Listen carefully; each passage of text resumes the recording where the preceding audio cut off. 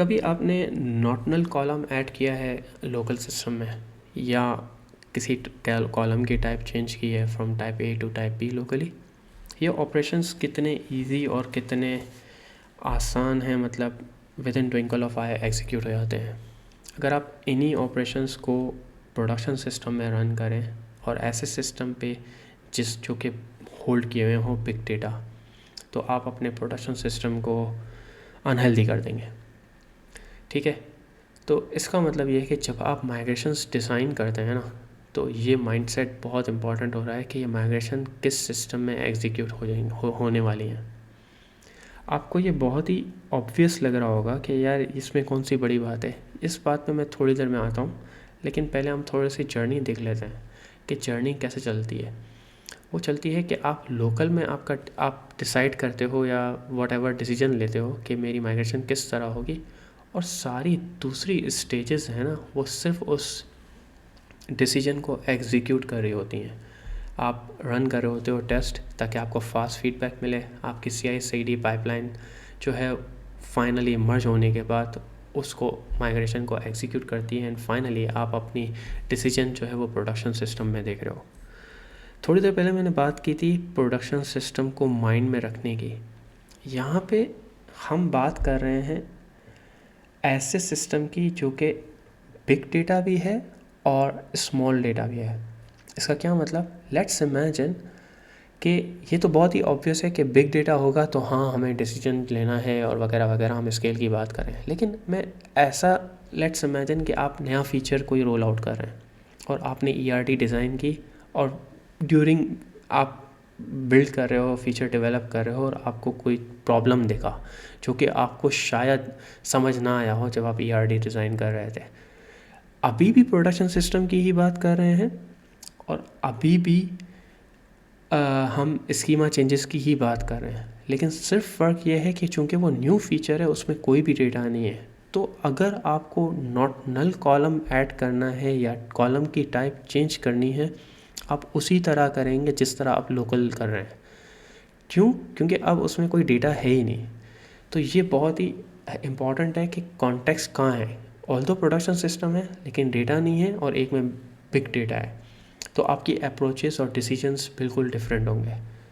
तो ये थोड़ी छोटी सी बात थी, मैंने सोचा मैं कंप्लीट कर दूँ। जो फ़िलासफ़ीज़ मैंने अब तक देखी हैं वो हैं DB फर्स्ट और कोड फर्स्ट। कोड फर्स्ट ये होता है कि आप मॉडल क्लासेस लिख रहे होते हैं और अंडर द हुड कोई फ्रेमवर्क है, वो under the hood SQL generate करता है और आपकी माइग्रेशंस रन हो रही होती हैं। DB फर्स्ट में क्या होता है, आप रॉ SQL क्वेरीज लिख रहे होते हो अपनी माइग्रेशंस में, और मॉडल क्लासेस रन टाइम पे जनरेट हो रही होती हैं जब आप कंपाइल कर रहे होते हो कोड, और इस तरह आप अपने स्कीमा को और कोड को सिंक रखते हो, एंड फाइनली आपकी माइग्रेशंस रन होती हैं। मैंने DB फर्स्ट अप्रोच यूज़ की है, कोड फर्स्ट का मेरा अपना पर्सनल कोई एक्सपीरियंस नहीं है, इसीलिए मैं इस वीडियो में वही चीज़ शेयर करूँगा जो मेरा अपना पर्सनल एक्सपीरियंस है। मेरे नज़दीक DB फर्स्ट अप्रोच ज़्यादा फ्लेक्सिबल है क्योंकि ये आपको फुल कंट्रोल देता है उस चीज़ का जो डेटाबेस सपोर्ट करता है। डेटाबेस जो चीज़ें आपको सपोर्ट करता है, जैसे for example adding index concurrently, या रोल्स डिफ़ाइन करना, या जैसे मैं अपने एक किसी के साथ काम कर रहा था और हम कोड फर्स्ट अप्रोच में थे और हमें रोल्स वगैरह डिफ़ाइन करने थे। वहाँ पे थोड़ा सा डिपेंड कर रहा था, हम फ्रेमवर्क के ऊपर बहुत ज़्यादा बाउंड थे कि आया वो फ्रेमवर्क अलाउ करता है या नहीं करता। ठीक है, तो यहाँ पे फ्रेमवर्क के ऊपर डिपेंडेंसी ज़्यादा आ जाती है। एज़ मैंने कहा कि मैं गलत हो सकता हूँ क्योंकि मेरा इतना ज़्यादा एक्सपीरियंस नहीं है, लेकिन यहाँ पे बहुत ज़्यादा फ्लेक्सिबिलिटी थी। मैं जो चाहूँ मैं कर सकता हूँ, प्रोवाइडेड डेटाबेस वो सपोर्ट करता है या नहीं। तो इस हिसाब से मुझे DB फर्स्ट अप्रोच ज़्यादा फ्लेक्सिबल लगी बजाय कोड फर्स्ट के। तो ये चीज़ है। जब हम माइग्रेशंस की बात करते हैं ना, तो माइग्रेशंस में इम्पॉर्टेंट क्या होता है कि आप जब भी डिज़ाइन करते हैं ना, तो आप एक तो वो वर्जनड होती हैं, जिस तरह हमारे कोड नॉर्मल कोड जो वर्जनड होते हैं, आप हमेशा फॉरवर्ड डायरेक्शन में जा रहे होते हो। ठीक है, इस पे मैं थोड़ी देर में आऊँगा। जैसे आप जब भी कोई चेंज डिफ़ाइन कर रहे हो, आप वो अप्लाई करने के बाद डेटाबेस एक न्यू स्टेट में आ गया है, न्यू चेंज आ गई है। ठीक है, और जब वो परसिस्ट हो गई तो वो फाइनली वो अप्लाई हो गई माइग्रेशन। ऐसा भी हो सकता है कि माइग्रेशन अप्लाई करने के बाद इवन दो सिस्टम बिल्कुल हेल्दी है और हर चीज़ सही है, लेकिन आपने जब कोड वगैरह रोल आउट किया और आपका सिस्टम चल रहा है तो आपको लगा यार ये माइग्रेशन जो मैंने रन की है या जो मैंने डिसीजन लिया है ये वैसे तो इम्पैक्ट नहीं कर रहा डेटाबेस को, लेकिन कुछ पर्टिकुलर एज केसेस में ये पर्टिकुलर डिसीजन मेरा सही नहीं चल रहा। ठीक है, ये मैं अपने पर्सनल एक्सपीरियंसेस से बता रहा हूँ कि मेरे साथ ऐसा हुआ है। तो फिर आपको रिवर्स करना पड़ता है। यहाँ पे रिवर्स में थोड़ा सा कन्फ्लिक्ट है। मैं रिवर्स का मतलब यहाँ पे ये है कि मैंने वो डिसीजन रिवर्स ले लिया, माइग्रेशन सक्सेसफुल रही, मैं उस माइग्रेशन के रिवर्स होने की बात नहीं कर रहा, मैं अपने पर्टिकुलर डिसीजन की बात कर रहा हूँ जो कि मैंने रोल आउट करने के बाद मैंने देखा कि यार ये प्रॉब्लम क्रिएट करा और मैंने रिवर्स किया, विच इज़ परफेक्टली फाइन। लेकिन जब भी आप माइग्रेशन डिफ़ाइन करें या डिसाइड करें या डिज़ाइन करें तो ये सोच के करें कि ये फॉरवर्ड डायरेक्शन में जाएगा और मुझे रोल बैक करने की नौबत ना आए। ठीक है, तो आप बहुत ही सेफ़ माइग्रेशन प्लान कर रहे हैं। अगर आपको ज़रा सा भी खटका है कि यार ये प्रोडक्शन सिस्टम को हार्म करेगा लेकिन ये रिस्की है, तो आप बहुत ही डेंजरस सिचुएशन में हैं, क्योंकि रिवर्स जो है ना वो बहुत ही कॉम्प्लिकेटेड है और इतना स्ट्रेसफुल है कि मैं आपको बता नहीं सकता। ठीक है, तो हमेशा जब भी आप डिज़ाइन करें तो इस तरह डिज़ाइन करें कि वो हमेशा फॉरवर्ड डायरेक्शन में हो और आप 100% आपको ये श्योरिटी होनी चाहिए कि हाँ ये माइग्रेशन सक्सेसफुली होगी, मुझे बैक नहीं करना, मेरे पास रोल बैक प्लान होना ही नहीं चाहिए। ये आप, हो सकता है मैं एग्जैजुरेट कर रहा हूँ, लेकिन आप बस ये लिख रहे हैं, ये रूल ऑफ थंब। और आजकल एआई एजेंट्स हैं जो आपको हेल्प करेंगे, आप उनको बता दें कि मेरे डेटाबेस का साइज़ ये है और कॉलम, उसको आप मेटा डेटा दे दें और उनको बोलें यार ये माइग्रेशन में डिज़ाइन कर रहा हूँ, क्या ये सेफ़ है प्रोडक्शन में, वो आपको बता देंगे कि ये सेफ़ है या नहीं। ठीक है, तो रूल ऑफ थंब जो मैं आपको सजेस्ट करूँगा या रिकमेंड करूँगा कि जब भी आप डिज़ाइन करें माइग्रेशन, रोल बैक का ऑप्शन अपने दिमाग से निकाल दें। आप ये बोलें कि अगर ये माइग्रेशन चलनी है तो आगे ही चलनी है, पीछे आने वाला काम मुझे नहीं चाहिए। ठीक है, जो एटलीस्ट हमने देखिए, हम हमेशा इसी तरह डिज़ाइन करते हैं कि ये सक्सेसफुली अप्लाई हो। तो ये सीन है। अच्छा, तो अब लोकल की जब बात करते हैं तो स्टेजेस में क्या होता है, जैसे मैंने आपसे किया कि आपकी जो स्कीमा है वो सोर्स ऑफ ट्रूथ है, विच मीन्स आपने एसक्यूएल क्वेरीज लिख ली, आप कंपाइल करते हैं, रन टाइम पे आपकी मॉडल क्लासेस जनरेट होती हैं और माइग्रेशन फाइल जो है वो वर्जन कंट्रोल होती है। जैसे मैंने आपको बताया, जैसे मैंने फ्लाईवे यूज़ किया है, और फ्लाईवे में वी और फिर उसके बाद वर्जन नंबर होता है 1 2 3 4, और वो उसी तरह वर्जन्स के थ्रू आपकी चेंजेस जो हैं वो अप्लाई हो रही होती हैं एक बार एक एक करके।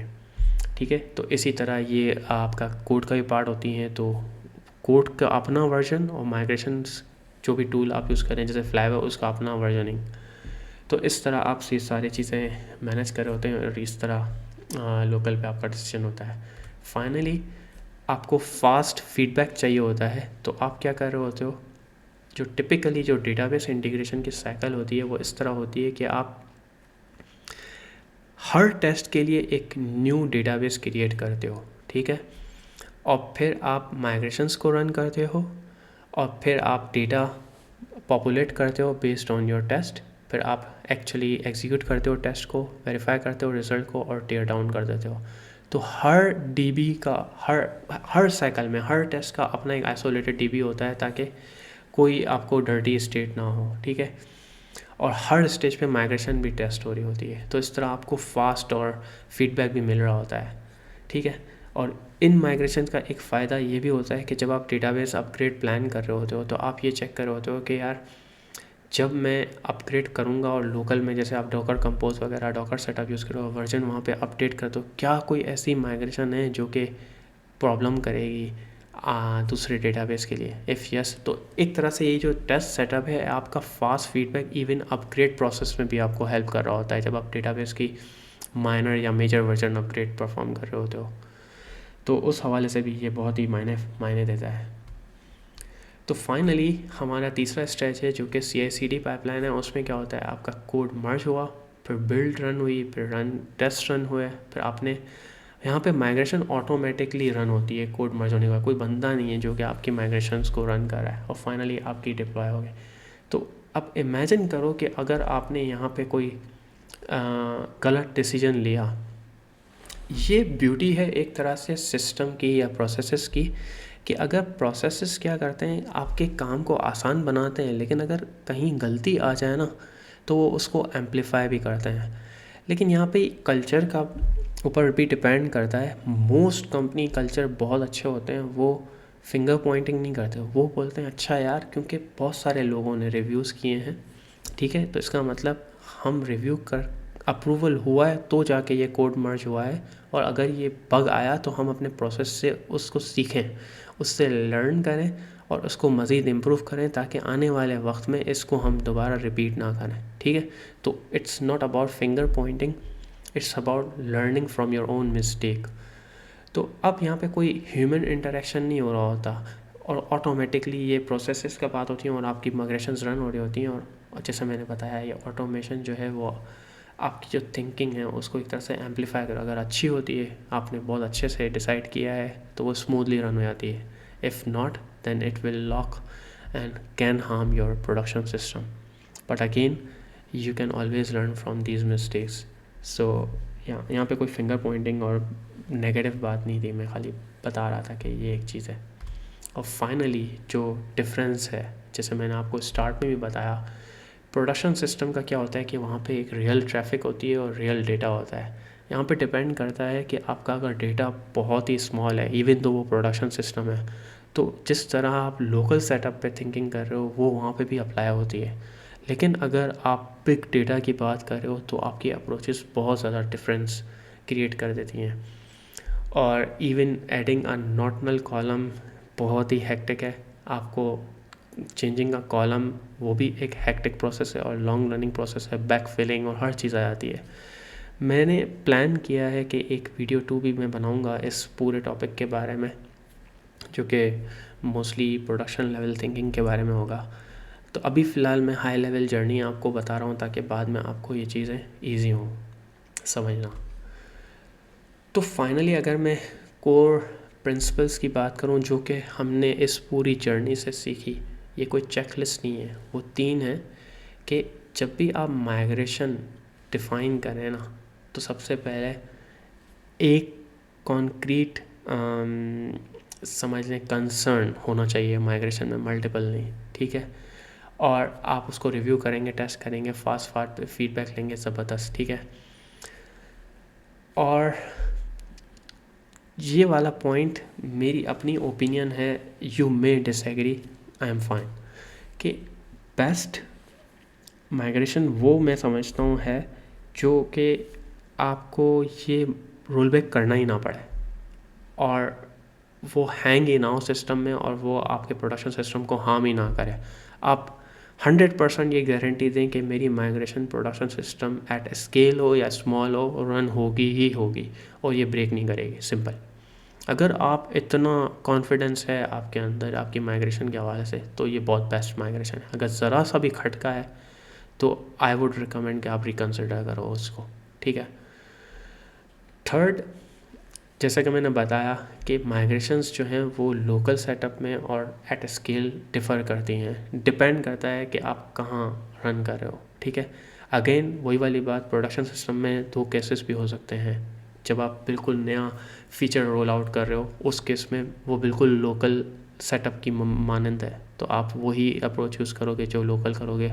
और यहाँ पे ट्रेड ऑफ आता है effort versus fast roll out, ठीक है। तो ये डिसीजंस आपके हैं। तो ये सारी बातें थी। I hope you enjoyed it. If you have any questions please let me know.